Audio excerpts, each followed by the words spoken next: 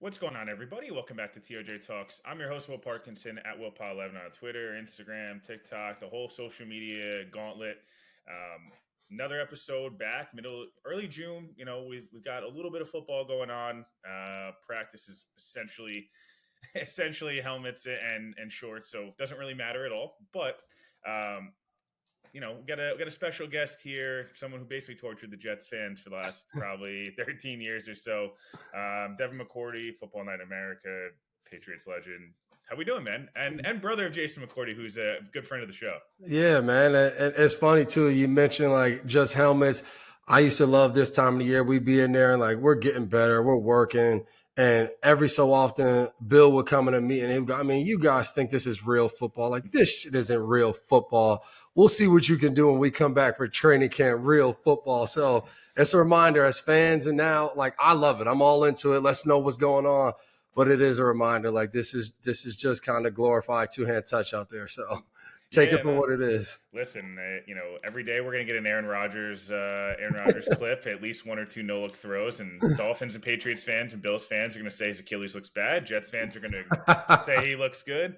I want to kind of just talk. We're going to talk some more fun stuff, towards the end. But I want to just talk a little bit of the Jets and the AFC East as a whole, right? I think this division, obviously, as you know, probably better than anybody for a long time was Patriots division. The Jets, had some years there, obviously, where they were good. But generally speaking, you guys win the division pretty much every year.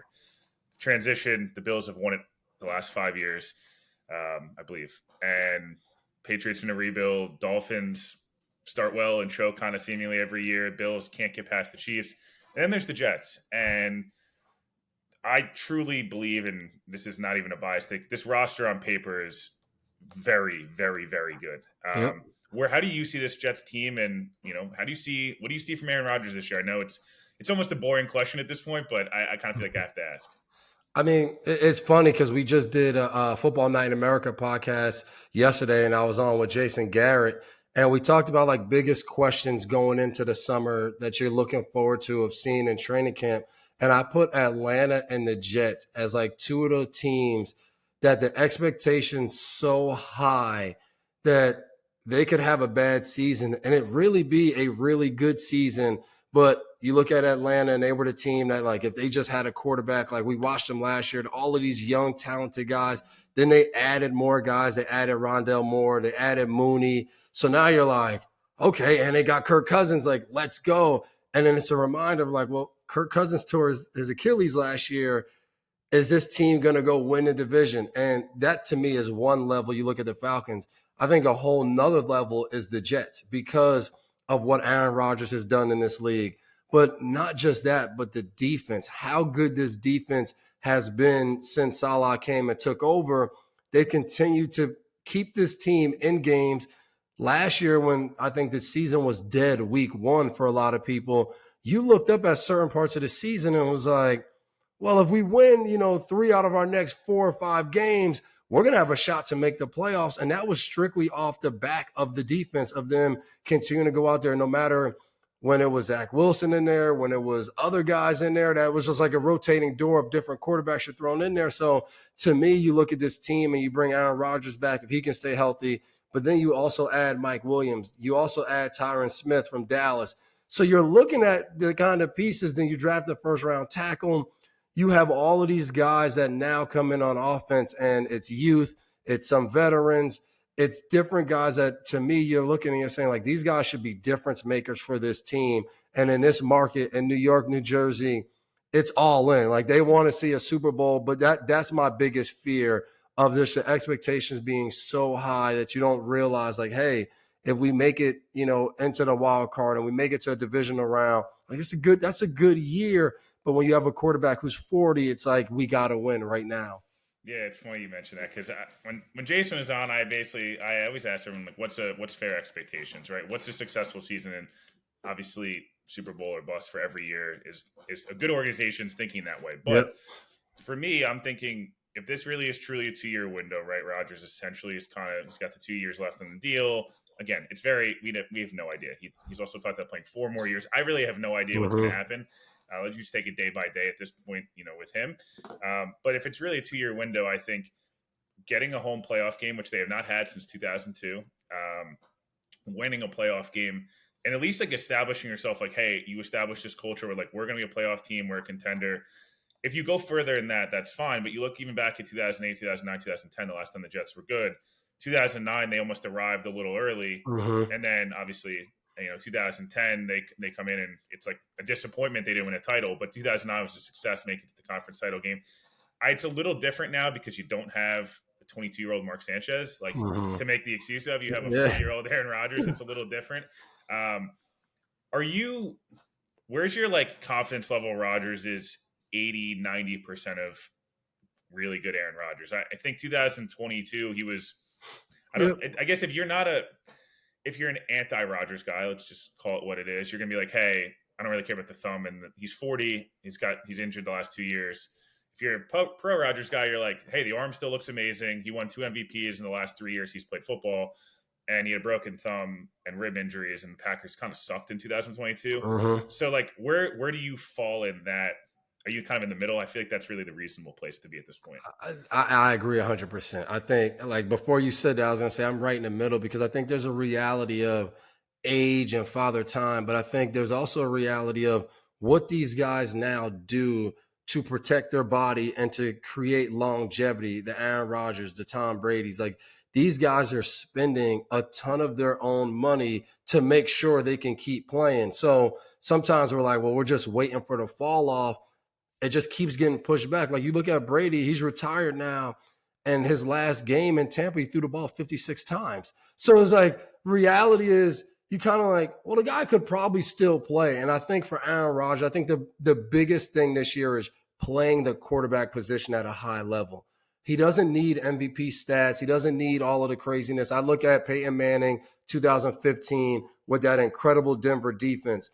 Peyton Manning didn't have the same arm strength. He didn't have the different things because of the neck injuries, but he played quarterback still at a high level. And what he did when there was a minute and 30 left in a game, what he did when they were protecting a 2-score lead, like those to me are the things that they need Aaron Rodgers to be not just good at, to be one of the best at in the league this year of learning and understanding time, situation, game. Like that to me is what you get when you have a 40-year-old quarterback. You get a quarterback who has played in the Super Bowl, who has played in conference championship games, has played in big playoff games, cold games. Like he's done it all. So you need him to always be at his best mentally, what to do with the ball. And I think the biggest thing is what we didn't see in Green Bay was him having the ability to take those young receivers and mold them into what we kind of saw last year from those Green Bay receivers with Jordan Love as we looked up and we were like, damn, like this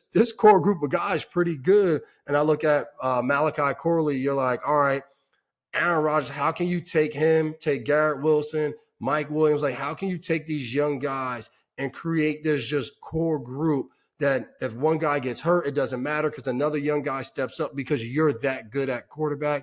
I think that is going to be the difference of how good. I think the Jets are going to be a good football team. Like, not just – hey, they're going to be competitive. I think they're going to be a good football team. I think the division is set up a little bit for them this year where the Bills are kind of not in a rebuild, but they're going through a good amount of change with some of their key players leaving. Miami, I think they're questioning a little bit of what are we? Like, we know we're good, but are we good enough to win in circumstances that don't necessarily fit our needs? Going to Kansas City in January, maybe having to go to New York in January. Like, those are the things I think to Miami. And then New England is New England right now, which is full rebuild, figuring out different things. So it just seems like this is a year that the Jets can kind of come in and be a really good football team and shake something up. Yeah, no, I agree there. I think the biggest thing for me with just the Jets and keeping guys healthy, is keeping the key guys healthy, especially in the offensive side of the football. You mentioned some of the young receivers. I know Jets fans are already going to cringe when I say this, but like, Randall Cobb being on the Jets staff is just like, yo, use Malachi Corley the way you guys used me early on in my career. Wouldn't be a bad thing. I don't know if that'll happen, but that's just something that we've talked a lot about. The defensive side of the football, and then I want to kind of go to more broad. You mentioned the AFC East. Sauce has been, if not the best, I think he's been the best corner in football in the last 2 years. I'm not sure we've ever really seen a guy come in the NFL at probably one of the 2 or 3 hardest positions in the league right away and just be like, hey, I'm the best dude in the league at this. And he hasn't even taken the football away a lot, which is cool that he has room to actually still grow in his game. A guy like Michael Carter, that the Jets cornerback room to me is something that, linebacker, they have all pros at all three levels on defense, and they have guys that are all in their prime as all pro players. What stands out to you most about this defense? Because again, it's from a scheme perspective, it's not overly complicated. They're going to play a lot of zone. They'll play some man on third downs. They're not going to blitz a ton. I think they only blitzed like they were second or third least in the NFL last year. Blitzing. They kind of they rush four. They do some overload stuff, but other than that, it's just like we're going to drop into 2, 3, and 4 and like beat us. And most teams haven't been able to. What impresses you, I guess, most about that defense? What I love is what Saleh came from San Francisco, and you just mentioned all pros at every level. When you looked at San Francisco, it was like, this is unfair, right? There's like, all right, we got to deal with Bosa. All right, then we got to deal with Fred Warner. We got to deal with Greenlaw. We got Hufanga. We just have, then they go and get Ward last year. You're like, this isn't fair. Like, they have guys, and then the Jets I don't think they get enough attention for their defense because San Fran has both sides, right? They're always up there because of the guys on offense and defense. They play in the biggest games, so we see that more. The Jets don't get credit, but like you just said, you talk about CJ and Quincy in the middle at linebacker. You look at Quentin Williams up front, and then I think the biggest thing when I was on New England, when we talked about playing the Jets, was you had to be prepared and you had to watch film as an offensive line of all of these guys, because their front four wasn't going to be like 4 guys who play like 80% and then other guys don't. Like, no, they were going to have 7 to 8 guys that were going to be in critical moments, third down, 2-minute. So you had to watch all 8 of these guys and know what you were getting, because they were all good football players. They all could rush the passer. They were physical. And I think that was, to me, the key of, all right, it's going to be hard to throw the ball outside with Reed and Sauce Gardner being 2 really good corners on the outside. And then Michael Carter has developed into probably one of the best nickel guys in the NFL that fits their style. And to me, now for them is, how healthy is Chuck Clark going to be coming back this year, which I thought was a great pickup for them last year, and he gets hurt. And then they get the emergence of Tony Adams last year. I think that really solidified their safety spot. But now it's like, all right, you need these 2 guys to be what I always see as the safeties is they have to be the guys that make sure everything flows in the back end. The communication from you to the corners to the linebackers, and make sure everything marries up. I think those 2 guys, Tony Adams and Chuck Clark, I think they're going to have to be fantastic this year to show up and really kind of be the 2 spots that solidify this defense to say, hey, we're not just top 3, top 4, like we're the best defense in the NFL. And you talked about just scheme-wise, it's, hey, we're better than you. Across the board, we like our matchups. We're not going to confuse ourselves and try to do and be cute with all these different things, because we don't have to. Like, you're going to struggle to block our 3 technique and Quentin Williams. If he runs through 2 people, you're going to struggle to block him. And I think the key is hopefully everything works out with Hassan Reddick. I think Bryce Huff was amazing last year of having that guy come off the edge. And I think they kind of decided, hey, we're going to trade him because the value of what we're going to have to pay him, we don't really like. And then you get Hassan Reddick, and then he's like, well, I have 1 year left on my deal. I got no guaranteed money. Money so it's like, I wonder if they kind of look and they're like, damn, maybe we should have just given that money. But I understand for them. Like, you draft McDonald last year. Like, you continue to invest in the front. And it's like, we can't keep giving all our money to where we're already really good at. So hopefully that works out with him, and they get, whether it's this year or an extension, they get something done that at least if they can get him in this year, it's like, hey, this solidifies what we want to do this year. Yeah, I think the parameters for a Reddick extension make sense, right? I think Danielle Hunter just got 2 for 49.5 or 2 for 49, basically fully guaranteed. Same age, similar production. If I'm the Jets, I'm like, we'll beat it by $1 million. That's the way these things work. Agents just want to be able to say we got the next, next most. To me, I think that's one of those you want to get done during camp. I'd love to see them try to extend Michael Carter as well. That nickel market is only going to get more expensive. There's just not a lot of guys that are really good at that spot. You look at Teron Johnson, you look at some of these other guys. Dude from Indianapolis it's blanking in my head. Kenny Moore. Kenny Moore. So it's like there's not a lot of these dudes that are like legit can play 3 downs, because a lot of these guys can't tackle or they can't cover. So it's that way. You mentioned the safety room. I think the biggest key for the Jets safety room this year is to limit like the negative plays. I thought Jordan Whitehead was a little too boomer bust last year. Thought he Mhm. made some really nice plays, but then at times like try to pop somebody with his shoulder. It happened against you guys 2 years ago. It happened last year a few times where it's like, bro, you can't really big hit Damian Harris in the hole in the A gap. Like it's not going to work. And then it pops for a 60-yard run, and all of a sudden your back's against the wall where you can't make Yeah, yeah. mistakes. So I wanted to ask you just about. Look, you grew up in the area.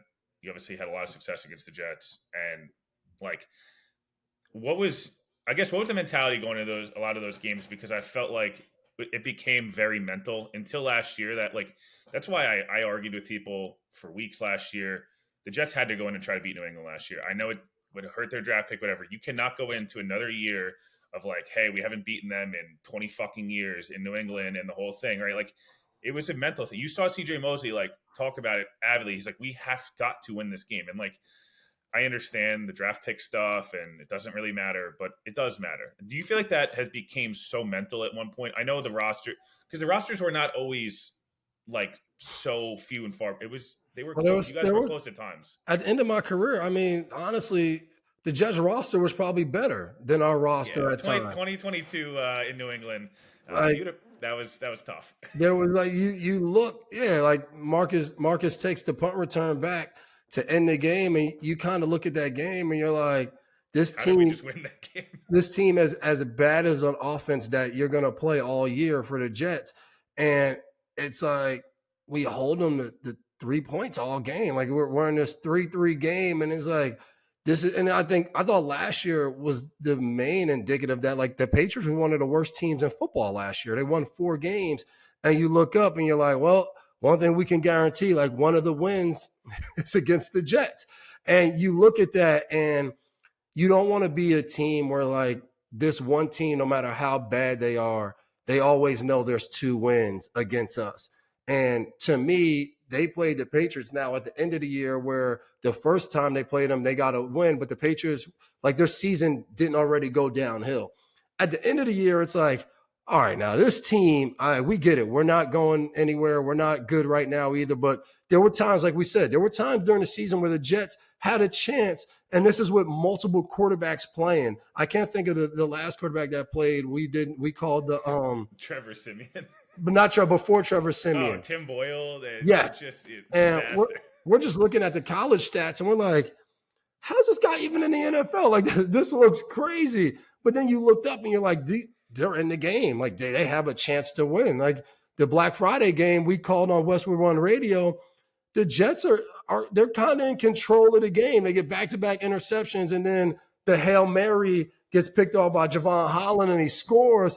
And it flipped the whole game. So then you play New England at the end of the year, and it's like, hey, this team, this offense has scored. They've lost to the Chargers 6-0. Like they're as bad as an offense we're gonna play maybe in the next like 5 years. We can't lose to this outfit. So I think and that happens not just with like a mentality. I think a culture shift. I think new blood.